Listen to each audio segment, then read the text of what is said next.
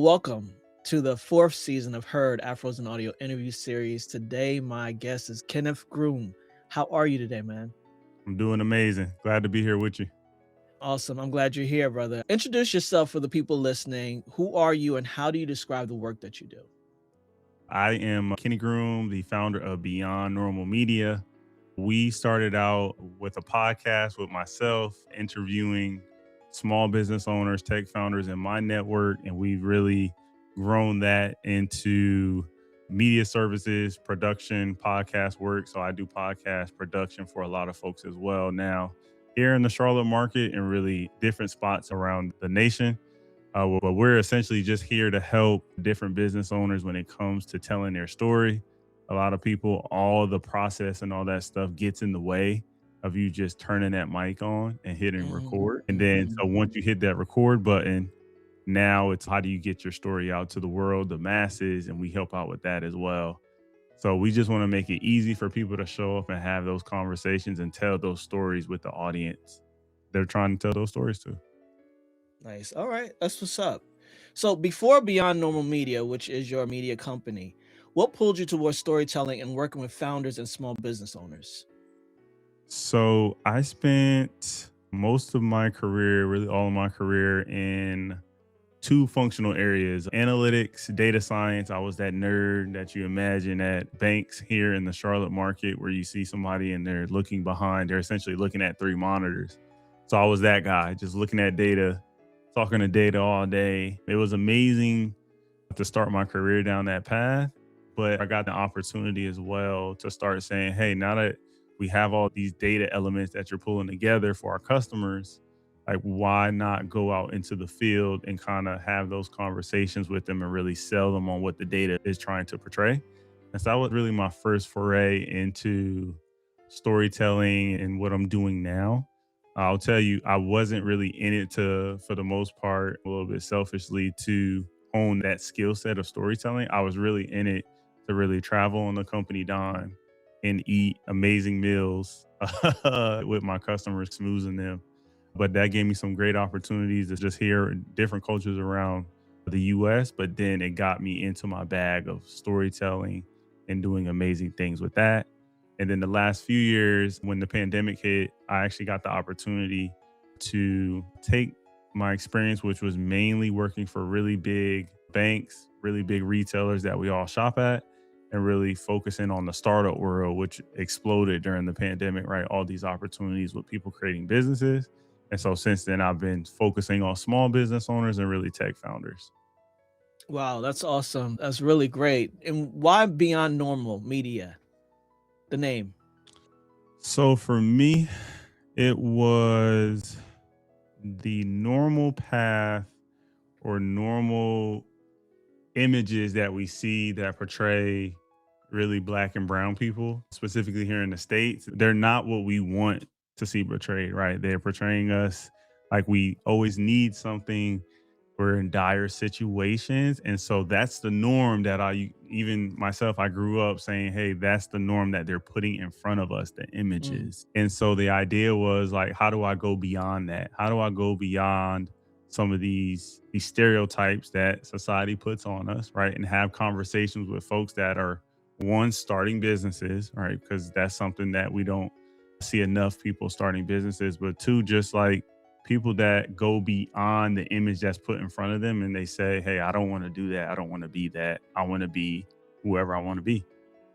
No doubt, man. I love that. And when you think about everything that you just said, considering the customers or the founders, the folks that you work with, how do you position it as beyond normal? Meaning that most of us are socialized. Most of us grew up in constructs where we do recognize that there's the realities of black and brown owners, founders. We know how historically we get turned down for bank loans when it comes to business and that sort of thing, or we don't have the literacy or understanding of how to do things because we weren't taught, right? And that's across the board. The school system don't teach you what you need to know in order to accomplish in the real world. But when you approach customers with Beyond Normal and you know what your positioning is, how has it been where you are actually convincing and supporting Black and brown founders, business owners that you get to go to. Like there's opportunity here as well for us too, and don't get caught up in our limiting beliefs and or what we've been taught. So this is where I do rely a lot on my podcasting chops, is what I'll call it, right? Where the initial conversations I have with the founders, the business owners, I use that as really a discovery session, right? What is driving them to essentially be, quote unquote, this weirdo that wants to start their own business? It's weird, right? To say, hey, I want to start my own thing. Like it's not normal. It's beyond normal, right? And so I use that initial conversation, and 99 times out of 100, they tell me explicitly, like I can see when they talk about the element of their business that excites them the most, right? Smiles on their face, you see their eyes light up. And once they tell me that, oh, it's easy from there. It's like, all right, how do we get you to do more of that? How do we get you to talk more about that topic? And then from there, it's a lot of, I don't want to say vibes, but right, they're either going to say, hey, I want to do more of that. Or if there's somebody in the content world is not necessarily where they're at right now, that's okay too, right? That's okay for them to be there. But I at least have that conversation with them, and I at least tap into what's exciting them. Whatever's going to excite them, I want to do more of that. And we just position that for the world to see. So it makes it easy for you to get up on that soapbox when you're talking about something that excites you. Not Yeah. necessarily logging into the Instagrams or the LinkedIns of the world and feeling like, oh, I see other people talking about how to maximize their tax strategies for their business. If you don't want to talk about that stuff, don't be talking about that. Talk about what's relevant for you. And from there, all the other stuff will figure itself out. And I'm that person. I try to make, and I hope I do a good job for my customers that I do have, but I try to position myself as what are those barriers and how do we remove them? Nice. All right. So you work across podcasting, video, and strategy. Why has audio remained such a strong anchor in your work? Audio is, to me, that's the gold, that's the oil in this space that we're in. We see now, even with all the tools, if you put a transcript into the robot and have it talk, it doesn't have what makes each of our voices special. Like when you hear somebody, I get it all the time. They're like, hey, Kenny, are you on the radio? Like we know a radio voice. A radio voice can sell us a car. It can sell us the bad stuff. It can sell us cigarettes. It can sell us whatever, but audio is never going to go away, right? And for now, there are some limitations to how the robots can mimic us. And so that means that audio, somebody who can come on these platforms and really speak and tell stories, there's going to be a premium for it. Like at no time ever is there a premium for somebody with audio. The video, for me, while it helps, it still matters what you say. So that's, for me, audio is going to be key. That's why and you probably got a similar setup. That's why I got all these devices. I got all these microphones. The video is there. I know we want our video to be a certain resolution, but the audio is always going to be where it's at for me. Yeah, I agree. I really know that audio is a great cornerstone that things can be built off of, whether that's video, whether it's writing, whether it's clients and consulting and all these things, that you have this area of media that is second to none. Before any visuals ever came into being, we were broadcasting, we were on the radio, the golden era of radio. There was the hammer radio, all these things where the only way to communicate was audio. And to that point, that never goes away. At the end of the day, when all things are lost, any apocalyptic movie you watch, there's still someone reaching out. Is someone there? Is someone out there? And it's only audio that they're using to communicate. That's what it's going to be, man. When they find Yeah. our remains, it's going to be audio. All the organic matter that's in us is going to go back where it came from. So Yeah, that man. audio is going to be what they find when the aliens come here in a million years or so. Yeah, hopefully we have that long. Yeah, you're absolutely right. It's a time capsule in a way. the work that we're doing now, and podcasting has been around for almost 2 decades now, and we're still only touching the surface of what it can be, the more that we expand out of what it has been. There's a status quo that we're still very much committed to as podcasters, that I believe once we break that ceiling, the opportunities and the innovation is going to be crazy. It's going to be endless.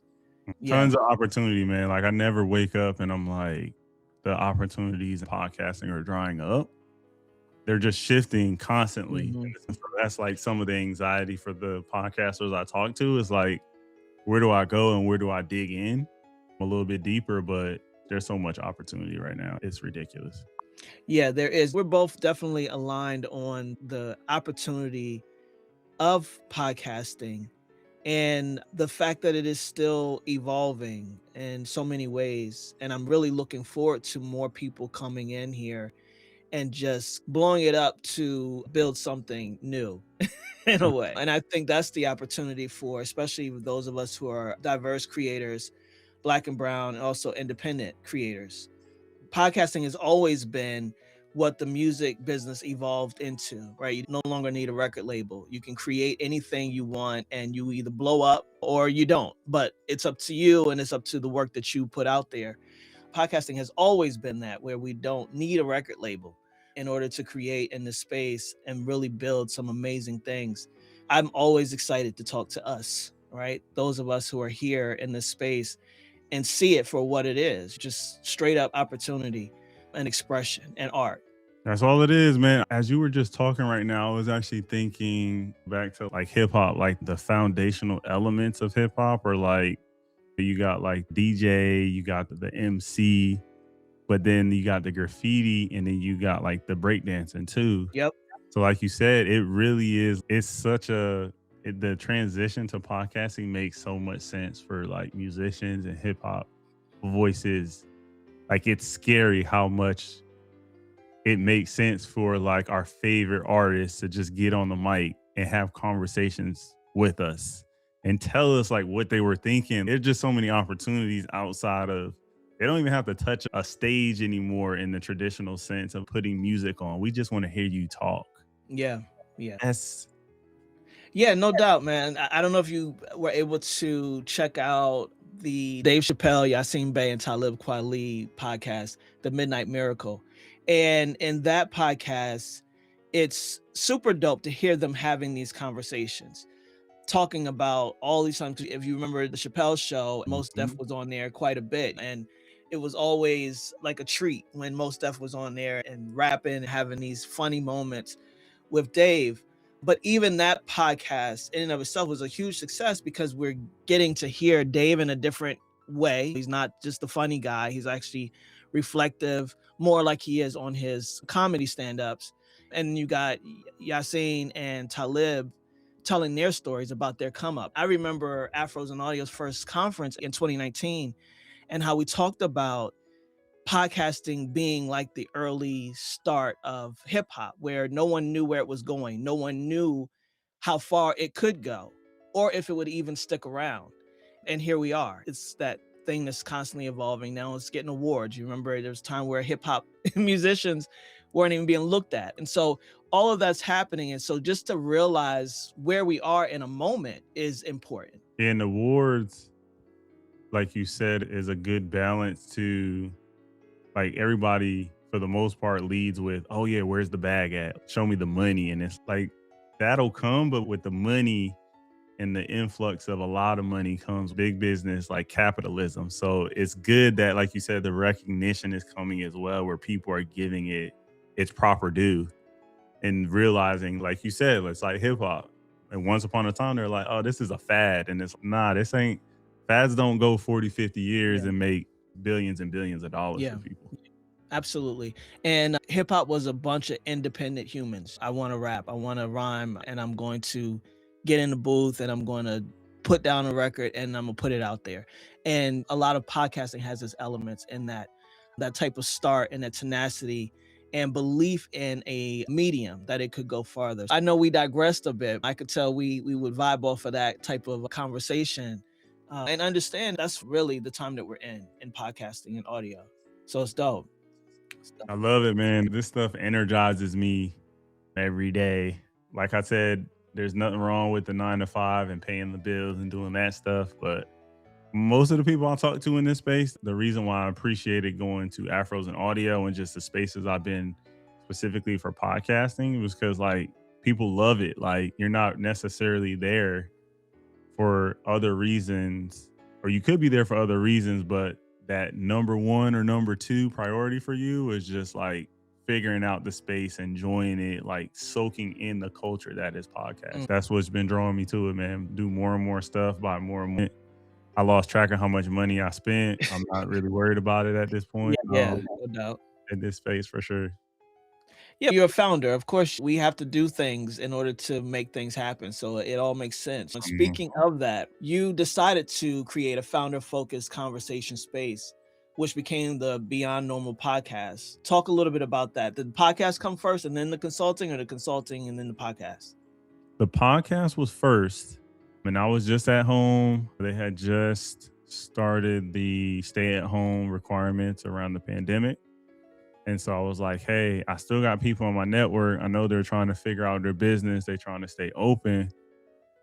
What is that experience like? And I feel like people should really hear that from business owners, not necessarily hear it from the major news outlets, like who can summarize the number and then you just become a number. Let's hear it from business owners.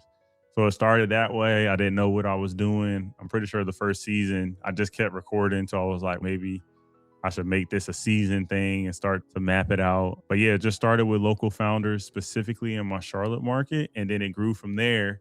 And then from conversations with the founders and business owners, they were like, hey, I'm having trouble with funding, like you mentioned.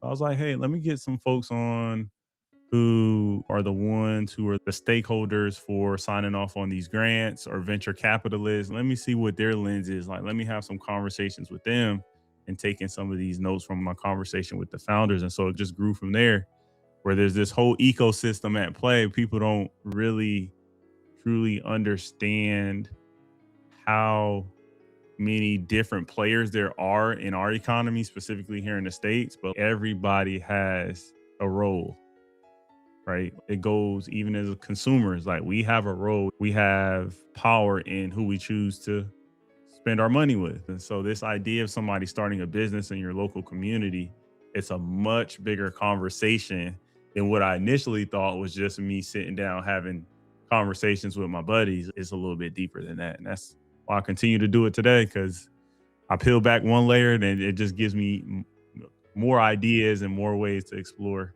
and tell different stories. Yeah, you'll never run out of content on this type of Never, topic, for never. sure. And that's the beauty of it as well, is this ability to discover not only yourself and your own voice in podcasting, the longer you do it and the further you go, but beginning to access people that you may never have accessed before in your life or had any reason to, until you decided to do a podcast. And that's really important, especially for those of us who have just been doing our 9 to 5s or silo creators or whatever it is. And then this expansion all of a sudden opens up because we created a podcast and decided to get on a mic and reach out to people and say, hey, will you come on so that I can have a conversation with you? And then what comes from that is just crazy. The business, the opportunity, the mind blowing ways in which you didn't even see those verticals around you because you didn't have a conversation before. And life is all about that, is that experiencing, experimenting, and conversations that just opens up things that were once closed mentally just because you didn't know. And it's so vivid, like once it starts to open up, man. Like it's like, what in the world did I just find? It's always that feeling. Like when you find something new, it's like another explosion in my brain is just like going off. I didn't realize that. To your point, it never Yeah, stopped. yeah. And that's the beautiful thing. It really is. And I think you just opened something up for me. I think when it stops, then maybe it's been exhausted, right? That you've exhausted that conversation or that topic. And now there's a new opportunity to pivot in a different direction where there's so much more to learn. So, yeah, no, that's dope. I love that, man. So, after interviewing more than 100 founders, what patterns started to stand out about the stories people weren't telling anywhere else? There's still this gap to me where I don't want to say it's like Main Street businesses, but it goes past like glamorizing. It's like the exact whatever the antonym of glamorizing is for the businesses that we grew up on, if that makes sense. So like the corner store. I grew up in the tri-state, New York, New Jersey, Connecticut, seeing like bodegas, corner stores, laundry mats, like these sorts of things. It's hard for people to position those businesses as ways for people to build wealth or build a legacy for their family. And so I think those are the gaps where it's such a natural story that needs to be told that people often overlook. So I'll give you an example. My very first guest that I interviewed business is a laundry service, right? It's Leslie's Laundry Care. Shout out to Dominique Boone. And the whole premise was she started the business because her mom's washing machine broke down, didn't work anymore. And so she had to come deliver it, pick it up, take it to the laundromat and all this stuff. And then a light bulb went off in her head. She was like, oh, everybody in my community where I'm from has this issue where they don't have laundry. They don't have these things. That is such an easy story to tell. And so now we're to the point where everything that's coming out has this tech bubble over it, where it's, oh no, this is a tech company. It's no, it's a laundry business that is tech enabled. It's a corner store that is tech enabled. It's a gas station that's tech enabled. There probably needs to be some going back to the fundamental elements of telling a story. I'm tired of people, so many businesses I run into, they lead with, hey, we're the tech version for this vertical, we're the Facebook of this vertical. That is such a story that's played out. Mm. I think we're going to have people going back to the essence of what does my audience want? How do I convey that to them? We're going to have people, Main Street businesses is what I'm calling it. I don't have a specific term for it, but businesses that were typically labeled as boring, then you bring a story to it. And now it's like, it's $1 billion idea. Yeah. If that makes sense. Like, I think that's what's overlooked. Like, you don't have to have the shiniest AI chatbot on everything. Like, I get it. Like, the bots are here, but let's get back to the conversations that truly matter. Yeah. Which is the whole point of us enabling the robots, by the way. Yeah. At the end of the day, all roads should lead back to the human that created it. You hope And so. yeah, who knows what 100 years from now will look like. Epcot Center told us we'd have flying cars by now. When I was a teenager and I went, and by the time I was in my 30s, I was supposed to be in a car in the sky, and I'm still not. That's a good But point. Real quickly, I just saw an article where they changed one of the castles or whatever. They changed it from whatever it was before to like Frozen or something like that. Like, they're telling the exact same story. One of the oldest brands in the world. I just think they're relying on storytelling and they're just changing the face of it, but they know that they're really good at telling stories. And so they don't care. You can put whatever you want. You can change the face of it. But at the heart of it is this story. That amusement park, I've been there a couple times in my life. They charge a pretty little penny for. And so I think that is a good example of what we're seeing. Like, to what you just said, like, it's got to get back to that. It's got to get back to telling those stories. Yeah, and right now there's AI slop is what they're calling it. It's very much anti, but the more efficient it becomes. My great grandmother, she was a chef, and I realized as I was growing up, she started making like boxed mashed potatoes and shit like that, right? And we were the recipients of, I didn't have easy access to things before, and now you getting this easy 10-minute thing that I had to make from pulling it up out the ground, bringing it in the house, doing all this stuff to it in order to present it as dinner. And now you gonna get this good, pour milk in it and whip it, and now it's on your plate, right? And so I bring that up to say, as people are very anti-AI right now, whereas a lot of people have adopted it as well and adapted to it. And I think that's smart because whether we are with it or not, it's going. So it's, for me, I want us as a people to be with it in whatever way that looks like. But eventually, people are going to come to, oh, I don't have to sit here and record. I can just push that button and walk away from it. I'm going to do that part and just see how it works out. That's the world we're in. That's the world we're in. And we have to recognize that the world that we're in wants us to push that button. and void out the human ability inside of it and the creativity. And because of that, those of us who are creators and expressors and communicators are like, nah, hell no, we won't go. We won't go. And these roads for right now will still lead back to those of us who are still sitting here with our own voice, with our own mind, own questions and answers and responses. And for now, that is going to continue to be what sustains us. For now, who knows what it's going to be in the future, man? We can't even worry about that in a lot Yeah. of ways. Yeah. I think the only thing I'm mindful of is for the next generation. I got a toddler. I'm like, hey, I just don't, like you said, I'm going to do my hardest not to like mess it up so much for you all that you have all this baggage. But to your point, it's out of my hands what it'll be in 20, 30 years.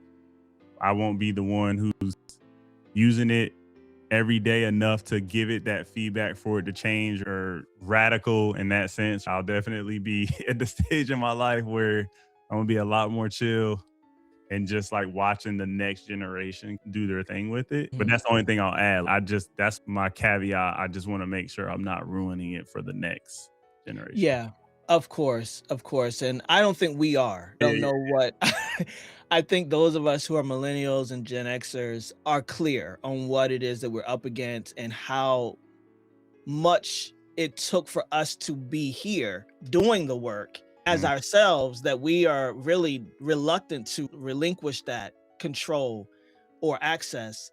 But we're going into an age where, just like the Gen Zers were raised up by social media, this alphas and kids underneath them are being raised up by AI. So what mhm. happens from that is anybody's guess. And I don't even want to think about it anymore. So next question. Yeah, exactly. Next question. You've been in podcasting production for a while now. What keeps you engaged in this industry instead of moving on to something else? And I know you talked about how audio is precious commodity for us, but there are these other verticals, there are these other opportunities that may or may not give you even more than what you set out to do, but you stay here in podcasting, and I appreciate you for doing that. But Yeah. why? So I'm at a point now where I'm being a little bit more proactive and going out to different spaces to see where podcasting fits or can add value. So I'll give you an example. I went to Black Week this year in New York.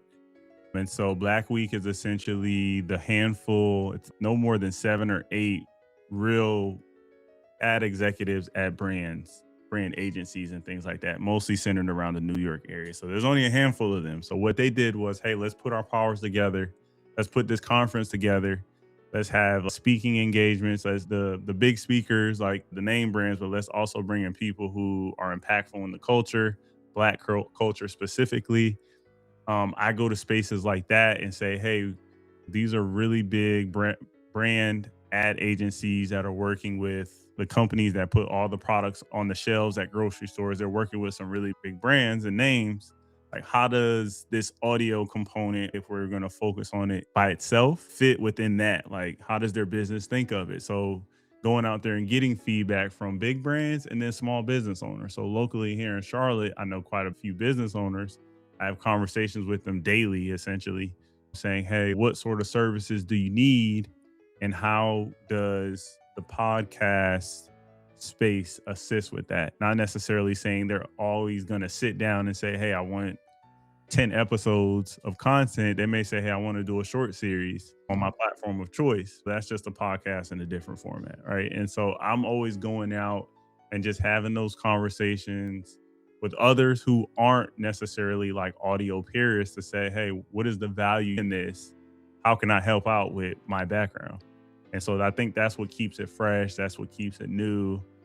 That is allowing me to not necessarily just pigeonhole myself into just being a podcaster. There's nothing wrong with saying you're a podcaster, but this space is a lot bigger than just saying I'm only going to do podcasting. This is me sitting here and buying all this equipment and all these gadgets has got me into, hey, like I may want to do this for somebody a little bit. And so now I do podcast production and I got a team for that.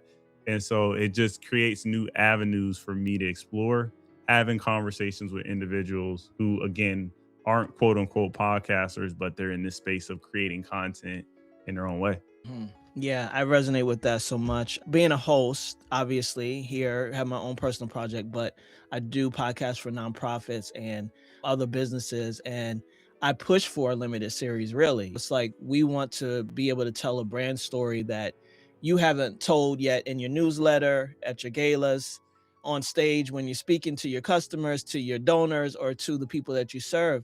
And so, what would evergreen content look like for your company to tell the same story in a different way, in an elevated way that it actually reaches folks, that they start to care and they want to get involved and they understand what the business is, because all businesses, all nonprofits have their own terminologies, their own mission statements.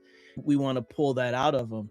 And so it is so important that even as this, and the same with audio, like we talked about, having this mic and starting to discover your voice and become inside of the work does allow space for, oh shit, I know what I'm doing when it comes to this. And a lot of people don't.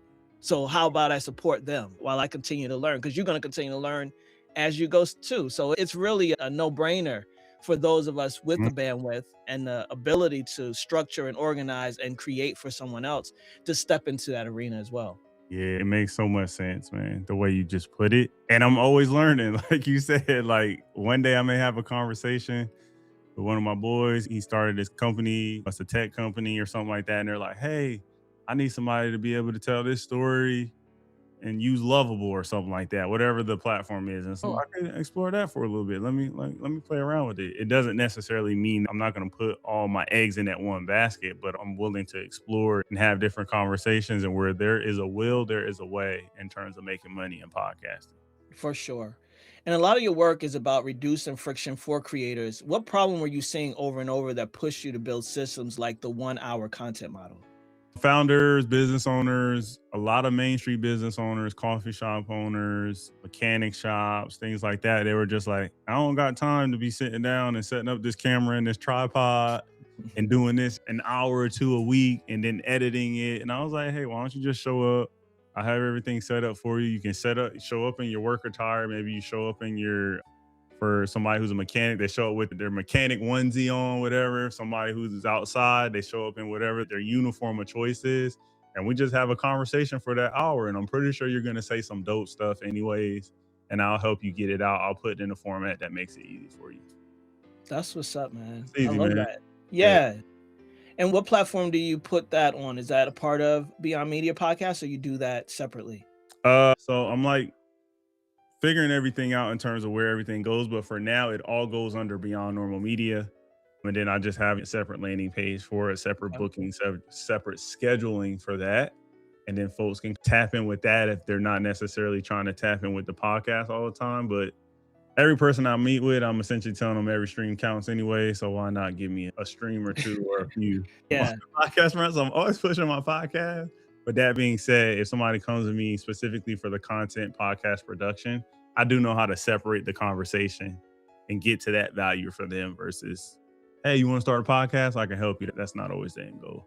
Yeah, for sure. And then speaking of end goal, here we are with our audiences. And you said audiences care less about perfection and more about real moments. How has that changed how you guide your clients today? When a founder is having these thoughts around content and they're like, hey, it has to be like this perfect flow and I got to have this perfect script. Let me go to the AI, have it do that. Then the lighting got to be right and this and that. Oh, the lighting ain't right. You know what, man? I'm not even going to do this right now. You know what? Because it ain't the perfect moment. The stars aren't aligned and it's not. Why not just start recording now? And then the cool thing is that over time, people see like you're improving. Oh, Kenny lighting look a little bit better. Oh, Kenny, his camera is fuzzy and blurry. Let me go back. When they find you, now they could binge watch everything.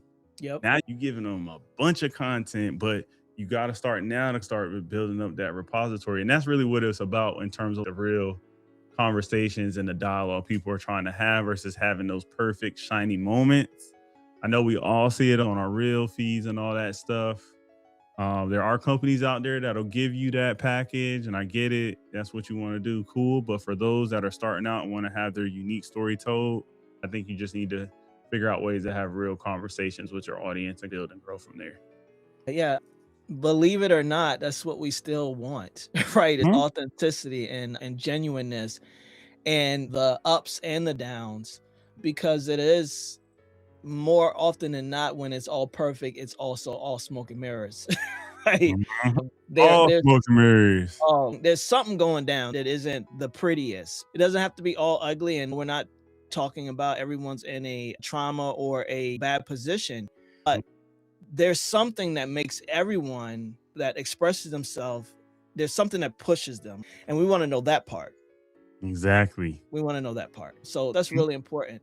So thinking of B2B podcasts, you're paying close attention to the rise of that, which is podcasts that are focused on value, not necessarily the virality of it going viral. So what do you think more creators and service providers need to understand about that shift?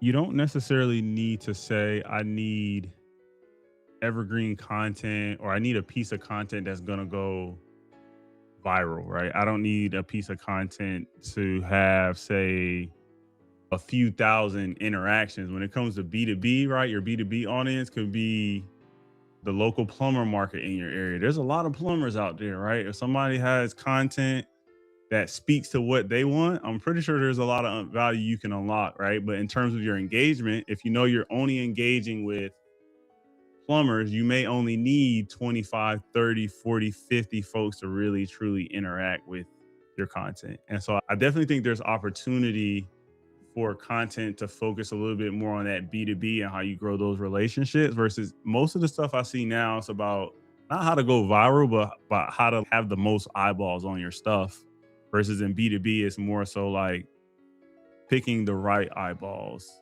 per se, picking the right number to focus on, the right role maybe within an organization, and then just going ham on that and just having content that's tailored to them. It could be boring to the masses, but for that one audience, it's gonna ring off. Yeah, it's everything. And as we talked about in the beginning of just the 9 to 5s in house, not all is cracked up to be. Being viral isn't what it all is cracked It's up to not. be either.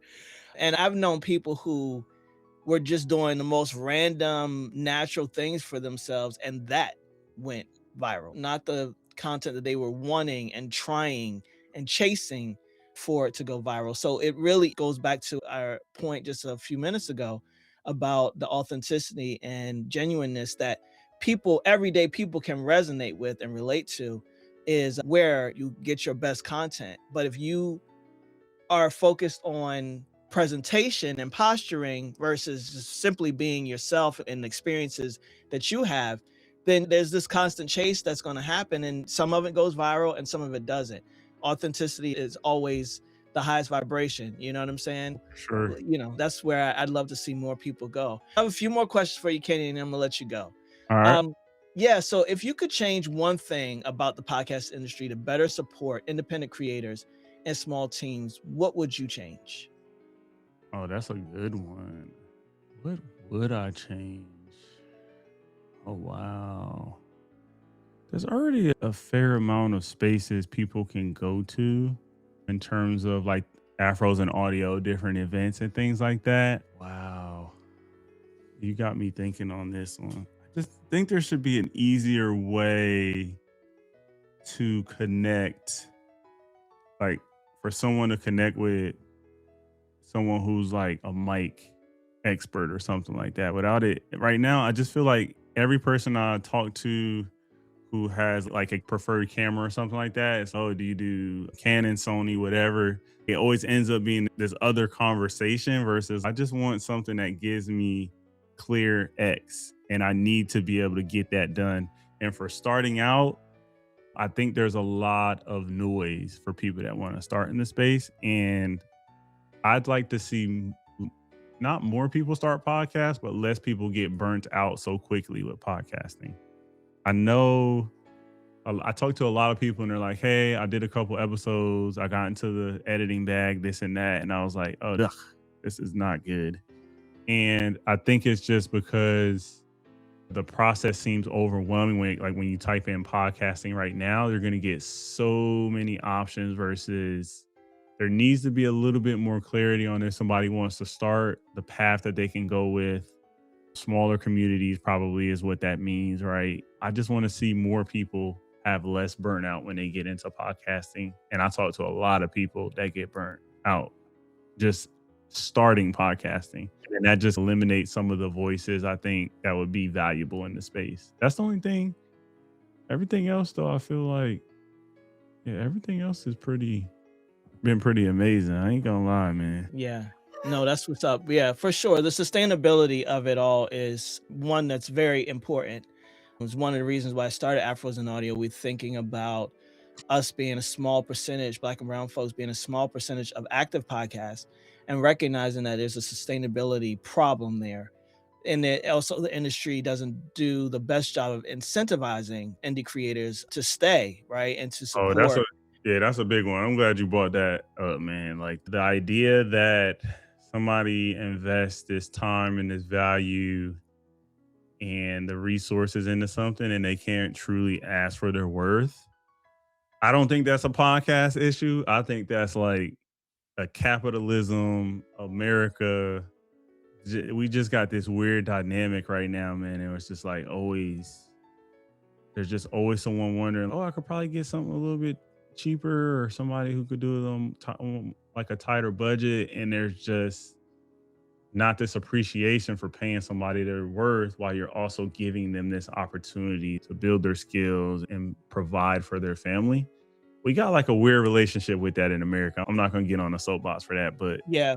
I definitely think that needs to be changed in podcasting, but I think that's a broader discussion we're having right now as a society. Yeah, I agree. For sure. There's definitely some things that we want to shift in this. And I do believe that we are, as content creators, allowing this industry to change us versus us changing it. And that's going to be something that we'll have to reckon with as the creators in this space of what we allow to happen to us, especially since this is an industry that is evolving. It's not radio, it's not television, things that have been going on for about 100 years. It's not that. This is a 20-year-old. This is a baby. If it was a 20-year-old person, it's like you still need to have some conversations. People And who know more. I'm glad you brought up television and radio because what's happening is that radio, television, the legacy kind of rails for entertainment and content, they're essentially using the podcast rails to update themselves right now. And so we're seeing it right before our eyes. I think they are noticing, hey, we can just use this technology that's underlying on podcasting, or we can use this framework, right? Because we see this group over here experimenting and now they're putting resources and real money behind it.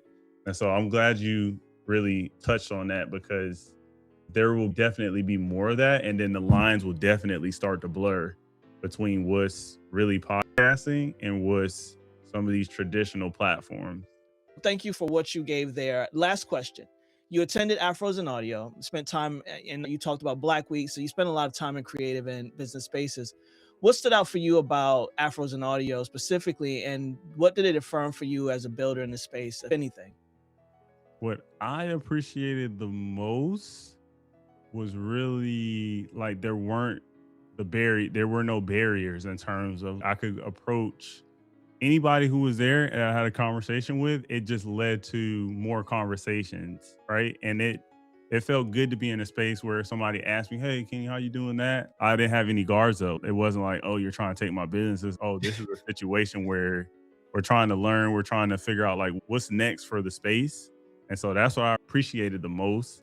I've had a couple follow-up conversations from that as well. And so for me, being in a space like that where you don't always get to have that, that's appreciated, man. Because a lot of the other conferences I go to, it's like celebrity driven and this and that, and there's like egos and stuff like that. And so the conversations don't go that way, I'll be honest. So I appreciated that around Afros and Audio. And then being in a city like Baltimore, which is dope to me.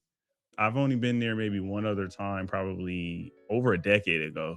And so to be in the city now, to see the space it's in, I'll definitely be going back. And because I was able to connect with the city personally. And so I appreciate experiences like that.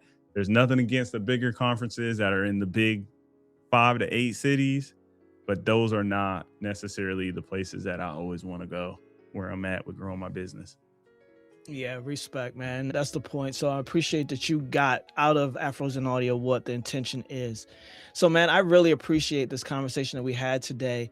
Before we go, let people know where to find you online, social media. Good stuff. Thank you for having me. Easy enough, Beyond Normal Media. We have most of, if not the entire first page on Google on lock. So if you click it, you will either get our YouTube, you'll get our Buzzsprout, you may get our newsletter stuff. If you want to hit me up on LinkedIn, that would be Beyond Normal Media for the business. If you want to hit me up on LinkedIn personally, Kenneth Groom, I'll make sure I send some of that detail over to you as well, in case you want to put that in the show notes. But yeah, Beyond Normal Media, we got it on lock on the Google first page for the most part. There may be like one or two other companies, but I feel like we're the first couple options. And that was deliberate to make sure when somebody searches for us or searches for anything close, we pop up first. That's what's up, man. That's the opportunity of knowing what you're doing Mhm. and having the experience IT behind you. So that's great. And I'm sure your clients appreciate that from you and that knowledge. Man, Kenny, it's been a pleasure talking to you and getting to know you better. And I look forward to much more conversation, different opportunities to collaborate. So Looking thank you. forward to it. Thank you.